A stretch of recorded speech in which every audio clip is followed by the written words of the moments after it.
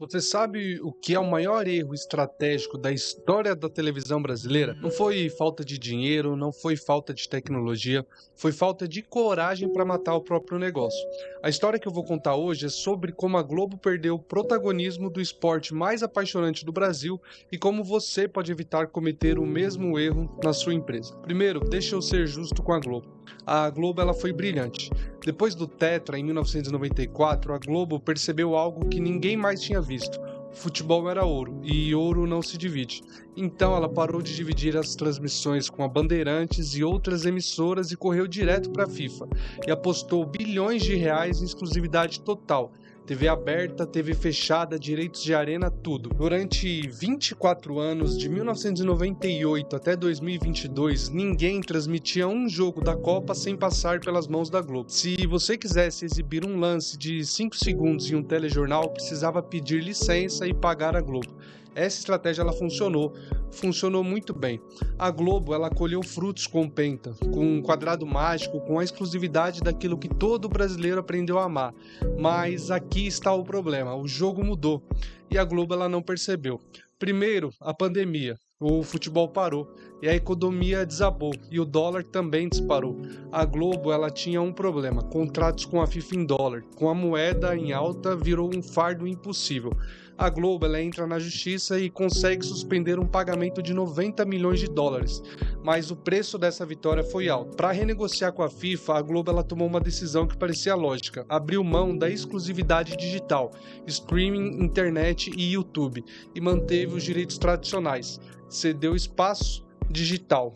Parecia um sacrifício pequeno. Afinal, quem que assistiria futebol em streaming? Errado. Esse foi o maior erro estratégico. A Globo ela não apenas abriu a porta para a concorrência, ela construiu a porta, entregou chave e ajudou a concorrência a entrar. Enquanto isso, uma empresa chamada Live Mode estava acordada.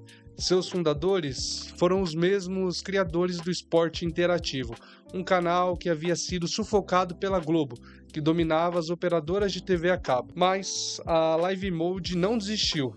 Viu no mercado uma oportunidade que nunca deixaria de existir e esperou. Na Copa do Catar, a FIFA ela tinha 22 jogos que ninguém queria comprar e a Live Mode comprou e pagou barato. Dessa vez, a Live Mode tinha aprendido uma lição. Ela não podia depender de intermediários. Ela precisava ir direto ao consumidor e escolheu Casemiro Miguel, um vascaíno que começou como estagiário lá em 2014 e cresceu em lives na Twitch durante a pandemia. Casemiro, ele não era uma autoridade intocável, ele era um amigo transmitindo um jogo. Você assistia ao futebol como se estivesse em um bar com seus amigos. Isso era novo, era diferente e era o futuro. O mercado achou que transmitir Copa no YouTube seria uma piada, mas os números disseram outra história. Em 2022, no jogo da estreia, Brasil contra a Sérvia, 3,5 milhões de aparelhos conectados simultaneamente. Oitavas de final, Brasil contra a Coreia do Sul, 5,2 milhões de espectadores.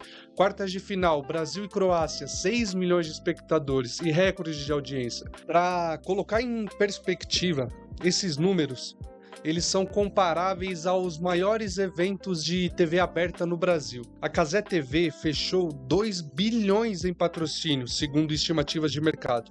Um canal de YouTube nascido em um quarto estava faturando no mesmo nível da maior rede de TV da América Latina. Pela primeira vez desde 1982, a Globo não tem os direitos completos de uma Copa. A Cazé TV vai exibir 104 jogos no YouTube, sendo 50 exclusivos, enquanto a TV Globo vai exibir 52 jogos, metade do torneio, e contra 32 do SBT. Mas aqui vem o mais impressionante. Em 2026, na estreia da seleção brasileira contra Marrocos, a Cazé TV já bateu seu recorde, 12,7 milhões de aparelhos conectados simultaneamente. Para você ter uma ideia, isso é praticamente o dobro do recorde anterior de 6 milhões. E tem mais. A Cazé TV transmitiu com exclusividade a estreia da Argentina. O jogo onde Messi, um dos maiores gênios da história do esporte, marcou um hat-trick em sua última Copa do Mundo. Um dos momentos mais épicos do futebol mundial. transmitido exclusivamente no YouTube e não na Globo. A Globo, ela perdeu metade de seu produto mais valioso, e não porque não tinha dinheiro, não porque não tinha tecnologia, simplesmente porque não teve coragem de matar seu próprio negócio quando ainda tinha tempo. Agora eu vou contar uma história diferente, uma história de uma empresa que fez exatamente o oposto da Globo. A Coca-Cola, ela dominou o mundo por mais de um século com sua fórmula clássica. Mas em um determinado momento a empresa ela enxergou um problema no horizonte, o açúcar. As pessoas começavam a se preocupar com saúde, começavam a questionar bebidas açucaradas. E a Coca-Cola ela tinha basicamente dois caminhos. O primeiro seria ignorar a tendência e apostar tudo na fórmula centenária, manter o passado. O segundo caminho seria matar a fórmula e lançar algo novo e arriscar o futuro. E a Coca-Cola escolheu o caminho 2. Em 2005, lançou a Coca-Cola Zero, reformulada em 2017 e depois em 2021. Evoluiu para ficar mais parecida com o sabor original. O mercado respondeu.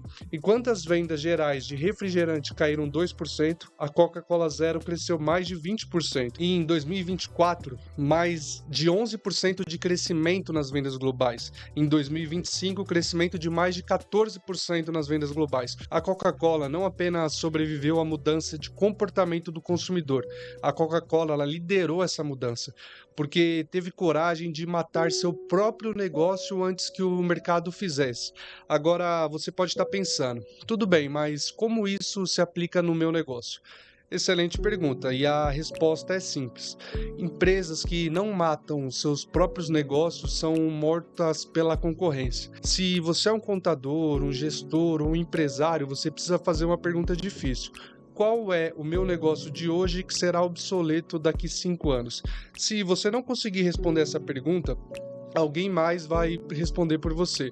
Pense em Blockbuster, pense na Kodak, pense na BlackBerry. Todas elas eram gigantes. Todas tinham recurso, todas tinham tecnologia, mas nenhuma delas teve coragem de matar os seus próprios negócios. Agora pensa na Netflix. Começou alugando DVDs. Matou o DVD, virou streaming. Pense na Amazon. Começou vendendo livros. Matou o livro, virou marketplace e depois cloud. Pense na Apple. Começou com computadores, matou o computador como produto principal, virou iPod, depois iPhone. Todas essas empresas tiveram coragem de matar seus próprios negócios e todas elas estão vivas e prósperas. Então, como você mata seu próprio negócio de forma estratégica? Primeiro, identifique o futuro. Não espere o futuro chegar. Procure por ele, leia, estude, converse com seus clientes. Qual é a tendência que está vindo? A Globo, ela viu a internet chegar, ela viu o streaming crescer, ela viu a audiência migrar, mas ela escolheu simplesmente ignorar. A Coca-Cola, ela viu a preocupação com saúde crescer e escolheu agir. Segundo, invista no futuro enquanto o passado ainda funciona. Esse é o ponto crítico. Você precisa investir no novo enquanto o velho ainda te gera caixa. A Coca-Cola não esperou a versão tradicional desaparecer para lançar a Zero. Ela lançou enquanto a versão clássica ainda era dominante. Terceiro, tenha coragem de canibalizar. Sim, a Coca-Cola Zero, ela vai canibalizar as vendas da Coca-Cola clássica.